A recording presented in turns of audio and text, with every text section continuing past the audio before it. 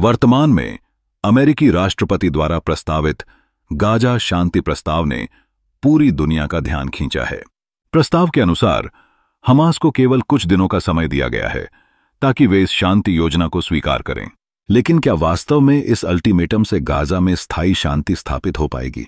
कई विशेषज्ञ मानते हैं कि ट्रंप का यह प्रस्ताव भले ही प्रभावी दिखाई दे, लेकिन इसके पीछे की वास्तविकताएं कहीं अधिक जटिल हैं।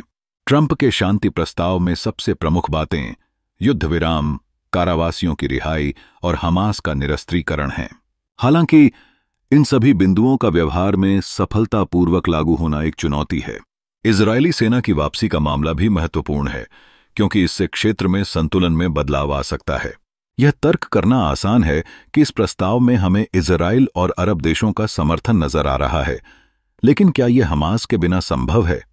अभी तक हमास ने इस प्रस्ताव को ठुकरा दिया है, जिसमें उनके अधिकारों और अस्तित्व पर सवाल उठाया गया है। हमास का कहना है कि यह प्रस्ताव मुख्य रूप से इजराइल के हितों की रक्षा के लिए तैयार किया गया है और फिलिस्तीनियों के अधिकारों को दरकिनार कर रहा है। हमास का प्रबंधन चाहती है कि उनके नेताओं को इस बातचीत का हिस्सा बनना चाहिए, अन्यथा यह प्रक्रिया अवास्तविक है। वास्तव में हमास की अनुपस्थिति से इस प्रस्ताव की सच्चाई पर सवाल उठते हैं। यदि हमास बातचीत में शामिल नहीं होता है, तो क्या यह समझना सही है कि प्रस्ताव के अन्य लाभ स्थायी हो सकते हैं? पिछले अनुभवों को देखते हुए यह समझना चाहिए कि बिना हमास की भागीदारी के गाजा में शांति का मार्ग प्रशस्त करना मुश्किल होगा। इसीलिए यह देखना महत्वपूर्ण हो जाएगा कि आगे की वार्ताएं किस दिशा में जाती हैं और क्या हमास इस प्रस्ताव को सही मानता है।